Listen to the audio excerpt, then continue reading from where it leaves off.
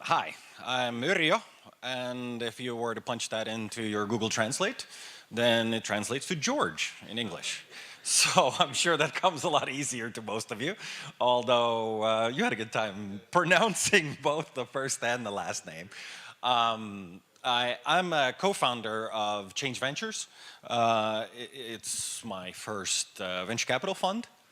So yes, I'm kind of a virgin newbie at this. But after 2 years of investing from Change Ventures, now we're closing on our second fund, hopefully by the end of the year.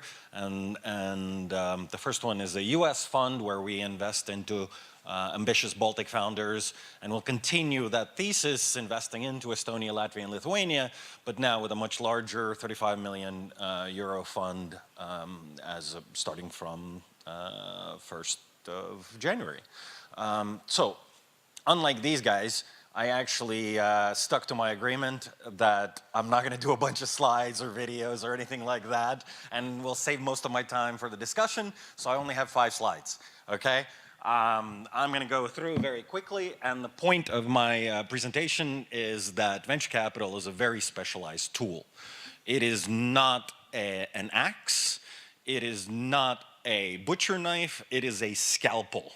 And if you look at the overall financing of all businesses in the world, then sometimes reading TechCrunch and the news and stuff, it seems like it's all about VC or even angels, right?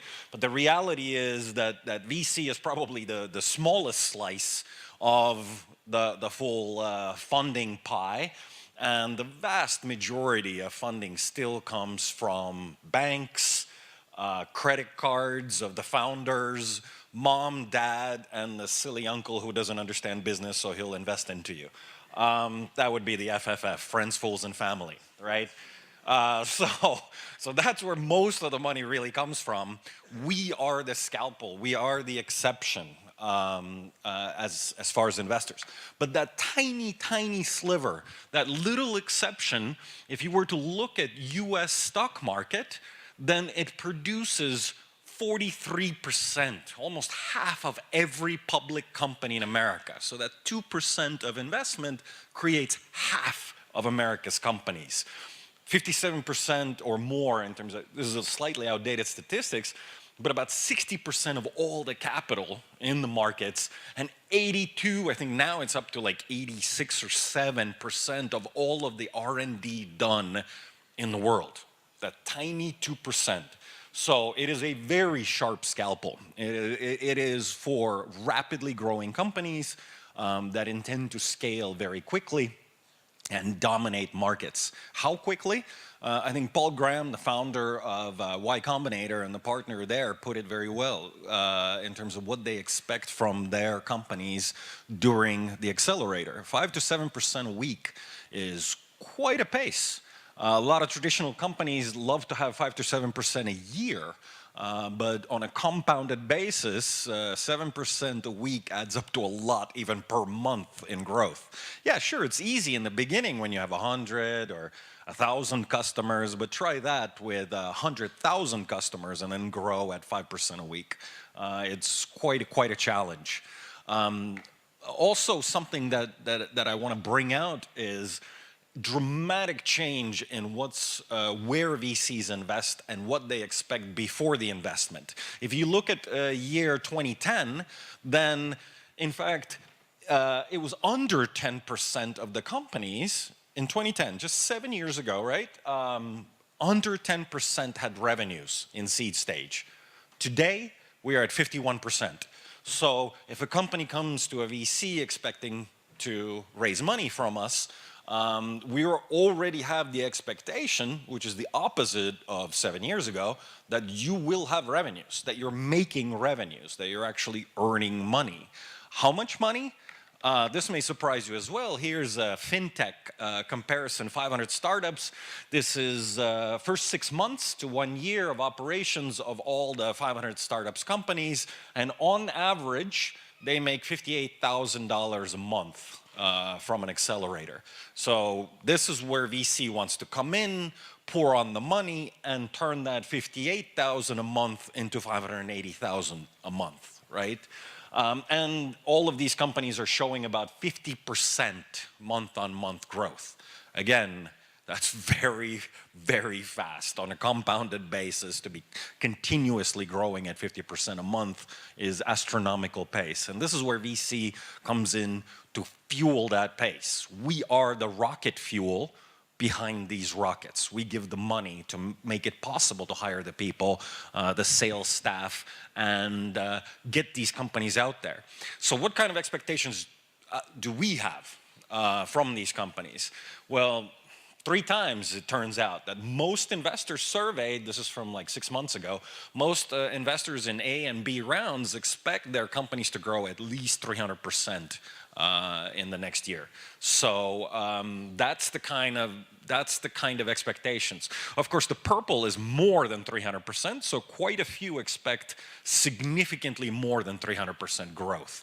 And we're seeing it too. It's not just that we expect it. We absolutely see this in our portfolio, and the top prospects, especially in fintech and some of these other areas that monetize from early on, are growing at that pace.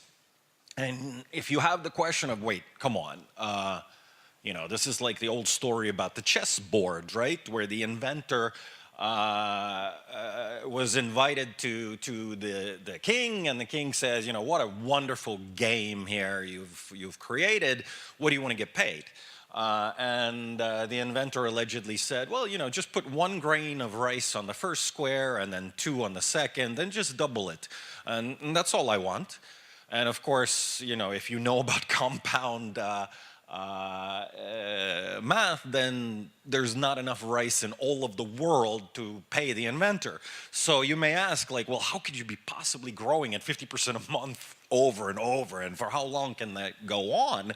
Then this slide pretty much shows you that even before the IPO, initial public offering, in other words, going on the stock market, companies that are have revenues of about 50 million are still in that 100% a year growth phase. So if you have a startup and you want to exit by going on the stock market, this is sort of your competition. This is your peers. This is what the investors will expect. They will expect you to grow even pre-IPO, so a full-blown ready company essentially, at 100% a year.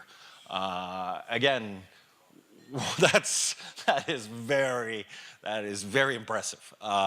So we are the rocket fuel behind these companies. We help them find the staff, we help them recruit, we help them find the next round of financing, we help them find executives as the company grows.